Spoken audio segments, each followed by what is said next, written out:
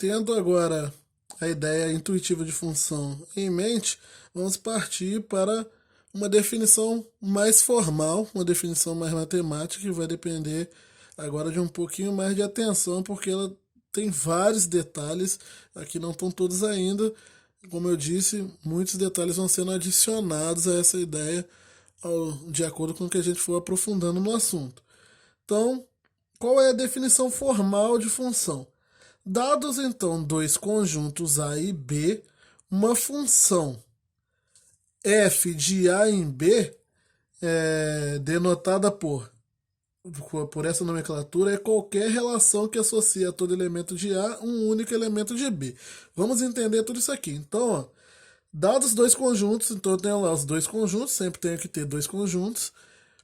Quando eu falo função f de A em B, é a maneira de se falar essa ligação aqui que eu falei, uma função f que liga A em B, só que ao invés de falar tudo isso, uma função f que relaciona os elementos de A com os elementos de B, nós só falamos assim, f de A em B, e escrevemos assim, f de A em B. Então, f de A em B escrito em português ou escrito em matemática, digamos assim, essas duas coisas aqui significam a mesma coisa, f de A em B ou f de A em B. Uma função de A em B, então, ela vai ser essa relação que associa a cada elemento de A um único elemento de B.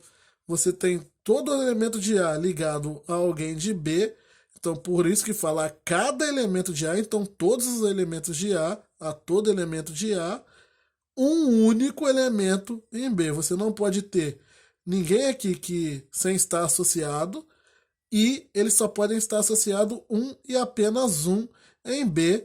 Não fala nada que B tem que ter todos associados. B pode ter alguém sobrando. Então, essa é a ideia, é a definição formal inicial de função. Então, dados dois conjuntos, a função que associa A B é qualquer relação que associa a todo elemento de A um único elemento de B. E nós lemos assim, f de A em B, ou escrito matemática f de A em B. Com dois pontos e essa setinha, acostumem-se com essa nomenclatura. Esse primeiro conjunto eu disse lá atrás que ele tinha um nome. É o conjunto de partida da função, ao conjunto a quem eu estou associando alguém de B. Então nós chamamos esse conjunto de domínio da função. Sempre que eu perguntar qual o domínio dessa função, é esse conjunto de onde estão partindo aqui as setas, de onde eu estou saindo da função. Então o domínio da função é esse conjunto A, e nós utilizamos a letra D, parênteses, o nome da função. Por que eu estou falando isso? Em muitos problemas, nós vamos estar trabalhando com mais de uma função. Igual conjuntos, nós trabalhamos com conjunto A, conjunto B, conjunto C. Eu posso ter um problema onde eu esteja com aqui esse problema, eu estou com a função f de A em B, mas eu posso estar num outro problema no futuro onde tenha, além da função f, eu tenha também uma função g de A em B, que tem um outro processo de relação. Posso usar os mesmos conjuntos, só que relacionar eles de forma diferente. E aí essas ligações aqui alternam. O D passa lá para o 1, o B para o 4, depende da propriedade que está ligando os elementos. Então, esse nome da função aqui, ele pode alterar. E normalmente ele pode usar e posso ter problemas lidando com 10, com 2, com 5 funções diferentes. Para cada uma eu vou usar uma letra diferente para diferenciar elas. E quando eu coloco assim, o D entre parênteses, o nome da função, eu estou querendo dizer quem é o domínio. É uma pergunta isso aqui. Qual é o domínio dessa função? Para essa função f, o domínio é sempre esse conjunto de partida aqui, né? O A, primeiro conjunto. Então, esse segundo conjunto, onde os elementos de A estarão sendo ligados, nós chamamos de contradomínio. Ele recebe um CD, uma abreviação CD, para contradomínio de F. Contradomínio de F, então, é o conjunto B. Contradomínio e domínio são conjuntos. E a imagem da função é normalmente um IM com o f entre parênteses, f porque está sendo f em todas, porque eu só estou trabalhando com uma função aqui, eu poderia ter tipo domínio de g, domínio de h, depende da função que eu estou trabalhando. O domínio, a imagem da função, ela vai ser o conjunto que possui todos os elementos de B que estão relacionados a alguém de A, associados a alguém de A. Observa que aqui o 5 não está associado a ninguém, então ele não estaria na imagem. Qual seria o conjunto imagem dessa função? Lembrando que função é isso tudo, ela não é uma coisa só, ela não é só a propriedade, não é só o conjunto. Toda essa estrutura é o que nós chamamos de função. Qual é a imagem da função? É o conjunto que contém o 1, o 2, o 3 e o 4. São todos os elementos do contradomínio que estão associados a alguém do domínio. Então esses três conjuntos são muito importantes, acostumem-se com essas nomenclaturas, vejam, revejam essa aula e as outras que eu vou mandar para vocês. Esses três conjuntos são extremamente importantes. Agora, eu posso falar também, quando eu estou trabalhando com funções, de imagem por elementos. A imagem de um elemento. Esse aqui é o conjunto de imagem. São todas as possíveis imagens que eu tenho aqui no conjunto de contradomínio. Porém, a imagem do A apenas é o 1. Assim como a imagem do 3 é o B, a imagem do C é o 2 e a imagem do D é o 4. Então, cada elemento de A aqui vai possuir uma imagem diferente. E o conjunto imagem, ou seja, o conjunto com todas as imagens, é o que nós chamamos de conjunto imagem.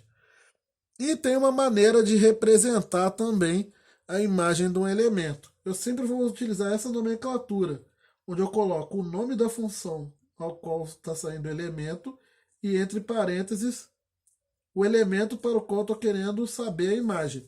Então, FA significa f de A, nós lemos assim, f de A é igual a 1. Por quê? Na verdade, isso aqui significa a imagem de A na função f é igual a 1.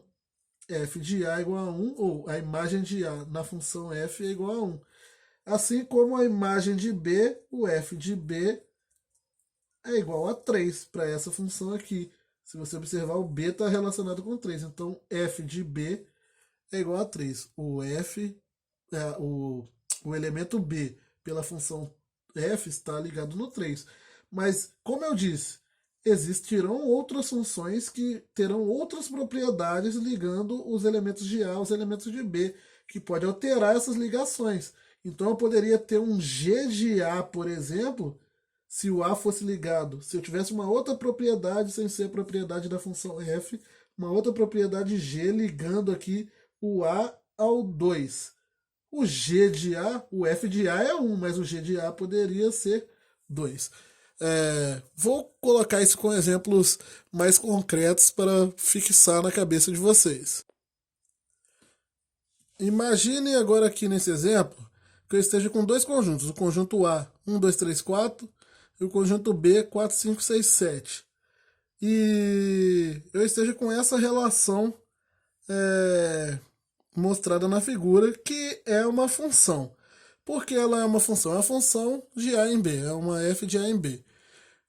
Porque ela é uma função. Todo mundo do domínio está ligado a alguém do contradomínio e ninguém daqui está ligado a dois diferentes. Todo mundo está ligado a um e apenas um. O domínio da função f, o domínio de f é o conjunto A, que é o conjunto 1, 2, 3, 4. O contradomínio de f, ele é o conjunto B, que é o conjunto 4, 5, 6, 7. A imagem da função f, ela é o conjunto que possui o 4, o 5 e o 6, dado que, 4, 5 e o 7, dado que o 6 não está associado a ninguém. Então a imagem é 4, 5 e 7. E agora eu posso calcular também, ou verificar também, a imagem por elemento. Então a imagem do 1 é o 4. E escrevendo isso na forma aqui de funções, f de 1 é igual a 4. A imagem do 2 é o 7, então f de 2 é igual a 7. A imagem do 3 é o 5, f de 3, a imagem do 3 é o 5, f de 3 é igual a 5. E a imagem do 4 é o 7, então f de 4 é igual a 7. Acostumem-se com essa nomenclatura porque ela é muito importante, essa nomenclatura por elementos, da imagem por elementos, nós vamos utilizar ela o ano inteiro praticamente.